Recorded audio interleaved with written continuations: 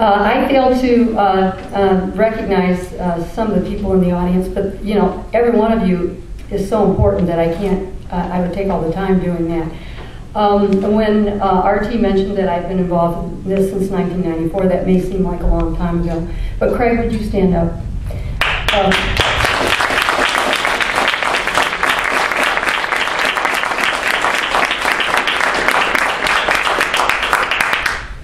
Nearly all of Craig's adult life has been involved in the preservation of wild horses and burros on our public lands. You and I went out looking for burros once, and you got me stuck in that sand, didn't you? Yeah.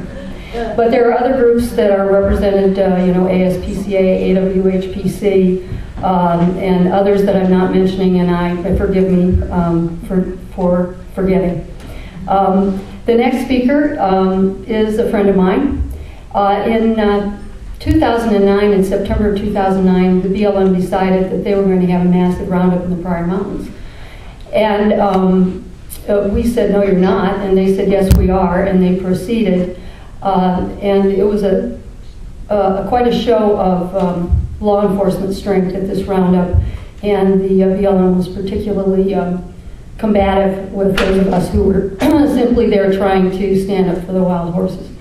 And I met this man who drove in with his wife, you know, and he had this black cowboy hat on. And he said his name was RT Fitch. And during the course of that roundup, I got to know this fellow. And I got to trust this fellow. And I got to rely on this fellow because I really felt like I don't want to say my life was in danger, but I did feel like that sometimes. And so having RT there gave me the strength to carry on, and I'll be forever grateful to him. He's a fabulous writer. He wrote Straight from the Horse's Heart. If you haven't read that, it's just a wonderful book. And he has a wonderful blog, and he just has such a skill with writing. And so here's RT.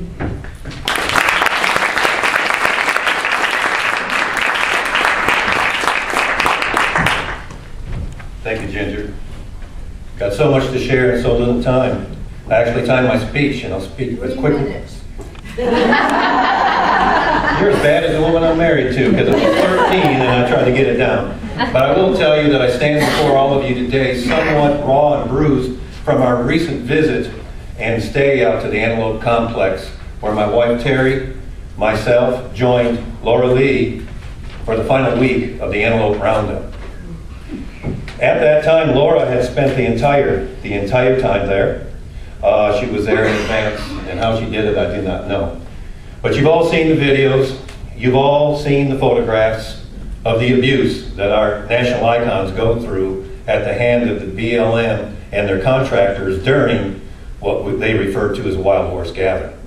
And I don't have the time to go down the list of what we saw. It's all out there. But I would like to share with you one experience that kind of struck us between the eyes, and it struck us hard. After listening to the BLM PR people tell us that that particular HMA was not a grazing HMA, and that they were removing these few horses because there were 5 times more horses that 1.3 million acres could sustain. And one day as we left that HMA, we crested over a hill and found ourselves flat in the middle of a herd of hundreds of private cattle.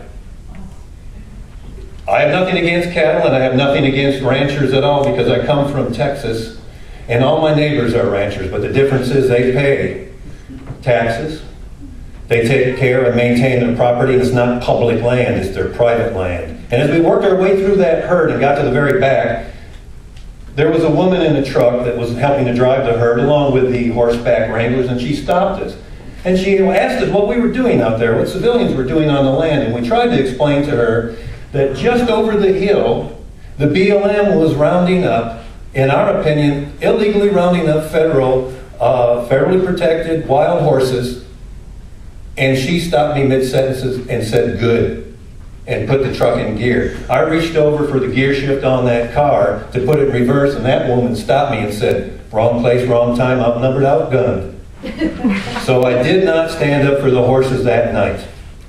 But the following day, we drove on the same land that only a few short days prior we stopped and we could witness and photograph the beauty of wild horses in the distance, and that entire landscape was modeled and covered with welfare cattle. And it made me think of something. It made me go back to that movie of The Karate Kid, when Mr. Miyagi was teaching coordination to his students. And he said, wax on, wax off, wax on, wax off. And I practiced doing this so I could do it in front of you today. But what reminded me of that is the BLM mantra seems to be private cattle on, wild horses off. Private cattle on, wild horses off. And they're not real coordinated because they can't get their numbers right. So today, we have a message that we need to take when we go to the BLM Advisory Board. And that message is twofold. Number one, we know where you're coming from. We know the mantra, private cattle on, wild horses off. But above that, the message that we united need to make is that the roundups need to stop. It's time to put science in front of special interests.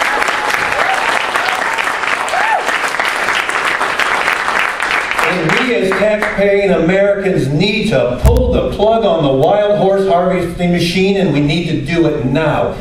In the name of God, in the name of this country, these roundups need to stop. Yeah.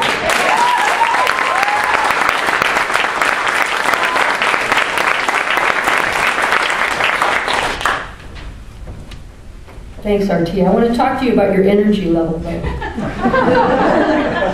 To kind of lift your energy level, and kind of flat.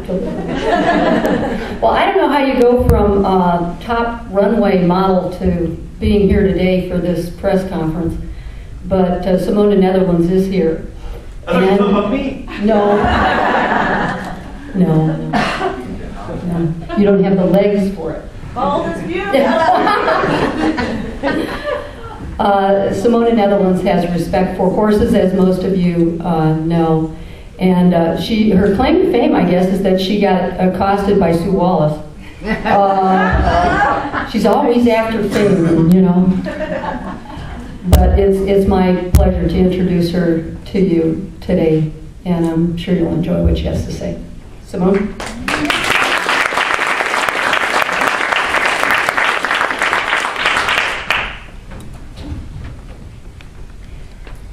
So this is an issue of major concern to every single American, to every single taxpayer, because these are our public lands.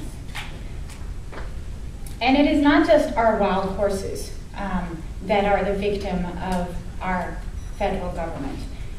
We should be concerned with our environment on our public lands. We should be concerned with our water supplies, our wildlife.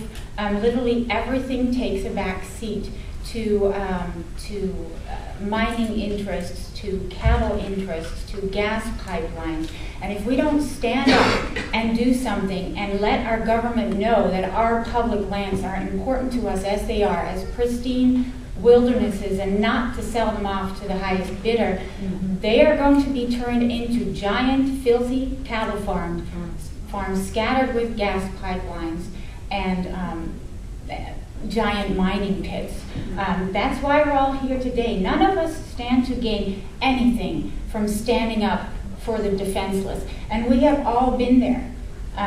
The BLM has a great PR firm whose job it is to make the American public think that they're honest-to-goodness heroes, saving wild horses from starvation and dehydration, saving the range from deterioration, adopting the wild horses out. Well, we're here to tell you that we have been keeping an eye on them for decades. Okay, we have people here who have literally documented what has been going on for decades and decades. We have all been at the roundups. We have seen the cruelty. We have seen how they run pregnant mares for miles and miles over rocky terrain in literally sub-zero temperatures until they drop to the floor or until they spontaneously abort their babies. We've been there, we've documented it, and we're here to tell you that it is not true. We're here to tell you that the program is deceptive, it's defective, it's unsustainable, and we need to all stand up and say, stop the roundups now. They are concerned with less than 20,000 wild horses left on our public lands. Really? We have over 34 million deer in America. We have over 100,000 elk in America, and nobody seems to be concerned with them. We're really spending millions and millions of dollars of our taxpayer money on removing less than 20,000 wild horses. We're here to tell you enough is enough. Stop the roundups now. Sorry, one more thing. Mr. President Obama, shame on you for letting this go on your watch. All you would have to do is ask your dear friend Ken Salazar to stop the roundups until we can get an independent, accurate confirmation and count of how many wild horses we have left. We don't even know. So why are these roundups continuing? Cruel, cruel roundups at the expense of our taxpayer dollars. This is our message. Stop the roundups now.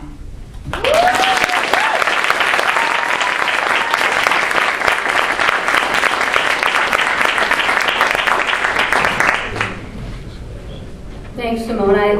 To just add on to a little bit of what you said, when the Wild Horse and Burro Act was passed in 1971, 336 areas were identified where wild horses were and burros were allowed to roam.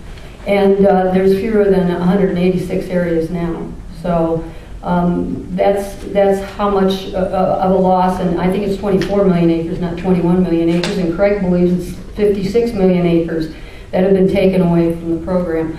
Back when the first census was done in the early 1970s, there were over 5,200 burros that were counted. Today there are fewer than 2,000. I wanted to point that out since we are in Arizona, the home of the American burro.